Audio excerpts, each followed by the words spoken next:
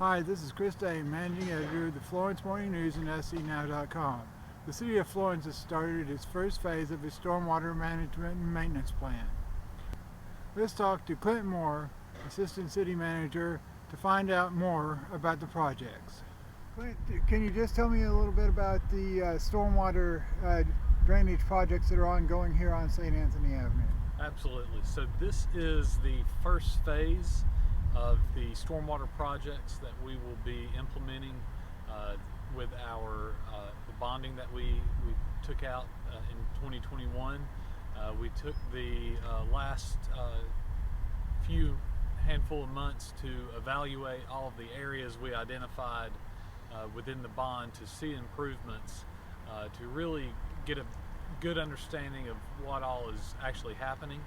And then we prioritized based on the complexity on how we can start moving forward. So St. Anthony and Sandhurst and some of the areas that we're starting with are easily accessed. So with this initial phase, it will be the cleaning, point repairs that will be conducted where some of the existing stormwater infrastructure has shifted or wasn't installed properly, or various other reasons, but also removing a bunch of debris we found through this process. So far we've found a bunch of bricks, concrete, you name it, we found it in the stormwater system.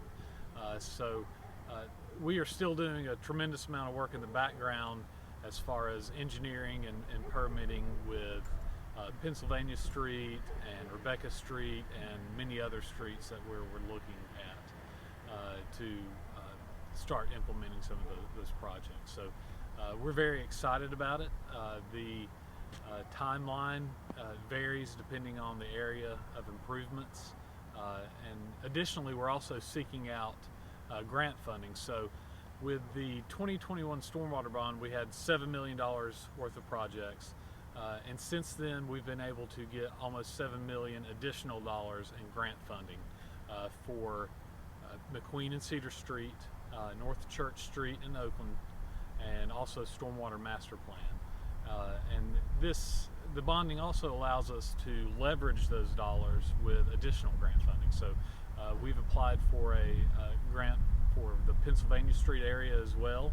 And so we'll be finding out about that soon, whether or not we're awarded the project, but we'll be moving forward with improvements regardless of the grant award in that area. And so this initial phase with I'm going to use the simplest upgrades, how long will that last? We will be doing point repairs and cleaning probably over the next month to 2 months, depending on how many we find. This is also kind of an exploratory action too. It allows us to, we'll be putting in CCTV cameras into the stormwater pipe to really see what's going on. This area, for the most part, has, it's very flat.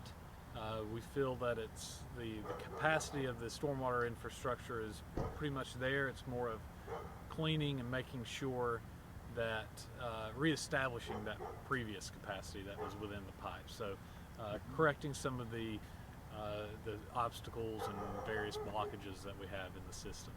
Okay. And then you guys, I know, are working on a part of the website that would allow the public to go in and look and sort of track progress. Can you talk a little bit about that? Yes, so residents will be able to go to our website soon and look at the different areas, and it will talk about a description of the projects and what all will be going on with it. It will also be an area when we start heavier construction to give continued updates on what is going on there, projections of completion and things like that. This is also going to be an area where on the website that you can go in and it will speak to our stormwater master plan. So while we are still looking and completing the projects that we already identified, what we are looking to do with our stormwater master plan is to take a holistic approach in looking at our whole system in the area. And this includes DOT system, county, city of Florence. Stormwater can be a very complicated matter as far as who's responsible and who maintains it. And so the Stormwater Master Plan will, one, help us take a look at what we currently have in infrastructure throughout the city. It will allow us to analyze and identify other areas that we need to address, and it will help us moving forward, obviously help city staff and leadership make decisions on how to fund these projects, and then help us go after grants and other funding for those projects. So the website will have a full explanation of what we're doing with the Stormwater Master Plan, and it also has an interactive function where a resident can identify an area that they have of concern, that they know.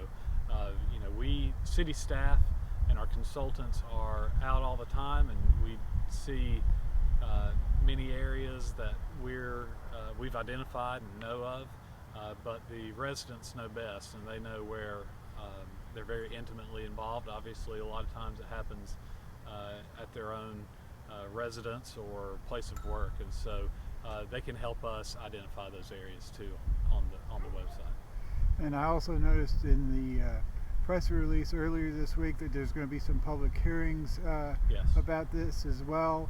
And I'm assuming those will probably be next year sometime. That's right. Yes. So we started the Stormwater Master Plan. This is it's partially funded by the Stormwater Bond, but also through the Office of Resilience with a grant that we received. And we have finished the first phase of the Stormwater Master Plan, which is looking back at our previous master plan, which was conducted back in the 70s. So it's been a while, but it's important to look at those historical documents. It allows us to analyze and look at everything that we've documented. So it's really kind of an information gathering portion of the master plan. And then moving forward into next year, we will be hosting some public meetings to allow residents to come and speak with us, and we'll update them on what we have found, and more importantly, allow them to talk about their concerns and help us identify other areas so that we can start moving forward with it. Okay. Is there anything else you want to add? I would add that stormwater can be a very complicated thing, engineering-wise. We have